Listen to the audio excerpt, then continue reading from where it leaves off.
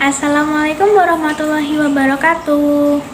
Perkenalkan, nama saya Citra Diayu Puspita dari Prodi Pendidikan IPS, NIM 360142-102. Izin memaparkan materi tentang kebijakan fiskal dan kebijakan moneter sebagai tugas pengganti UAS mata kuliah dasar-dasar ilmu ekonomi.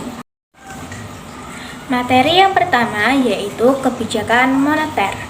Pengertian dari kebijakan moneter secara umum yaitu tindakan yang dilakukan oleh pemerintah atau bank sentral untuk mempengaruhi kondisi makro yang dilakukan melalui pasar uang. Atau istilah secara umum lainnya yaitu proses mengelola persediaan uang yang dilakukan sebuah negara untuk meningkatkan kesejahteraan masyarakat, kemudian mengatur laju inflasi dan juga meningkatkan kesempatan kerja.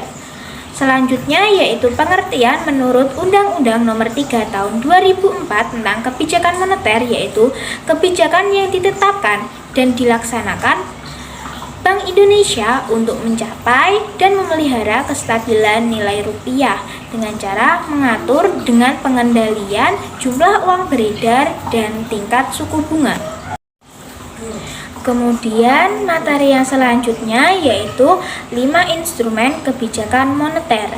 Yang pertama ada kebijakan operasi pasar terbuka. Maksud dari kebijakan operasi pasar terbuka yaitu kebijakan bank sentral untuk mengurangi dan membatasi jumlah uang beredar. Kemudian yang kedua yaitu ada kebijakan diskonto. Maksud dari kebijakan ini yaitu kebijakan yang dilakukan pemerintah untuk mengurangi atau mengeluarkan jumlah uang beredar dengan mengubah diskonto bank umum. Kemudian yang ketiga ada kebijakan cadangan kas. Maksud dari kebijakan cadangan kas ini adalah kebijakan bank sentral untuk menambah atau mengurangi jumlah uang beredar di masyarakat dengan cara menaikkan dan menurunkan cadangan minimum yang harus dipenuhi oleh bank umum dalam mengedarkan atau memberikan kredit kepada masyarakat. Kemudian kebijakan yang keempat yaitu adalah kebijakan kredit selektif. Maksud dari kebijakan kredit selektif yaitu adalah kebijakan yang dilakukan pemerintah untuk dalam pemberian kredit atau tidaknya dalam masyarakat. Kemudian yang kelima adalah instrumen lainnya. Maksud instrumen lainnya ini yaitu meliputi yang pertama ada imbauan moral, kemudian yang kedua ada politik sunering atau pemotongan atau pengguntingan mata uang, kemudian yang ketiga ada devaluasi yaitu menurunkan nilai mata uang dengan mata uang asing, kemudian yang terakhir ada revaluasi.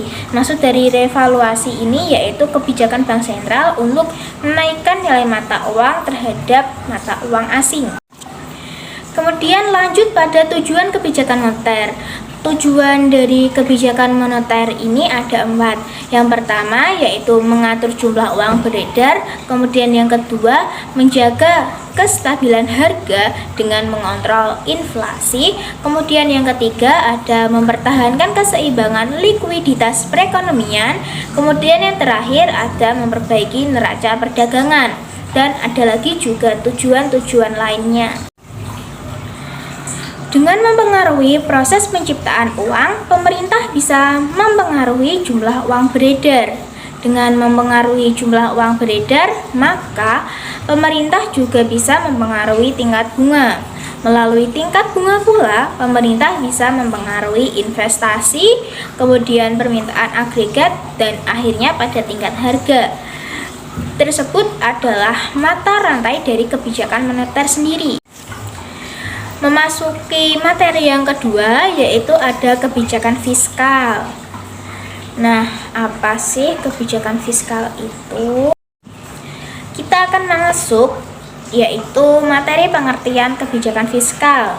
Kebijakan fiskal yaitu kebijakan ekonomi yang digunakan pemerintah untuk mengelola atau mengarahkan perekonomian suatu negara ke kondisi yang lebih baik lagi atau diinginkan dengan cara mengubah penerimaan dan pengeluaran pemerintah. Kemudian lanjut lagi yaitu tujuan kebijakan fiskal.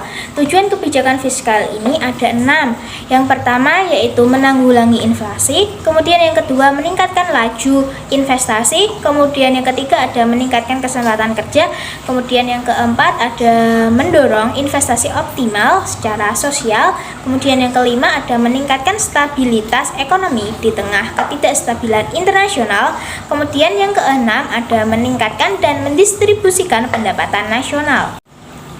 Kemudian lanjut lagi pada instrumen dari kebijakan fiskal sendiri. Instrumennya ada 6. Yang pertama ada anggaran defisit. Pemerintah membuat suatu kebijakan di mana pengeluaran dibuat lebih besar daripada pemasukan. Kemudian instrumen yang kedua yaitu ada anggaran surplus, yaitu kebijakan pemerintah membuat pemasukan lebih besar dari pengeluaran. Kemudian anggaran yang ketiga yaitu anggaran berimbang, kondisi di mana pemerintah menetapkan pengeluaran sama besar dengan pemasukan. Kemudian instrumen yang keempat yaitu ada instrumen pembiayaan fungsional. Tujuan dari adanya kebijakan ini yaitu untuk menyerap tenaga kerja. Kemudian instrumen yang kelima yaitu ada stabilitas anggaran otomatis. Maksudnya pemerintah mempertimbangkan penggunaan biaya atau dana. Kemudian ada instrumen yang keenam yaitu pengelolaan anggaran. Maksudnya yaitu menggunakan hasil pajak atau pinjaman untuk menjaga stabilitas perekonomian.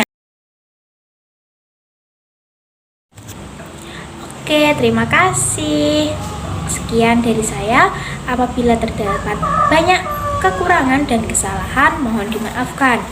Wassalamualaikum warahmatullahi wabarakatuh.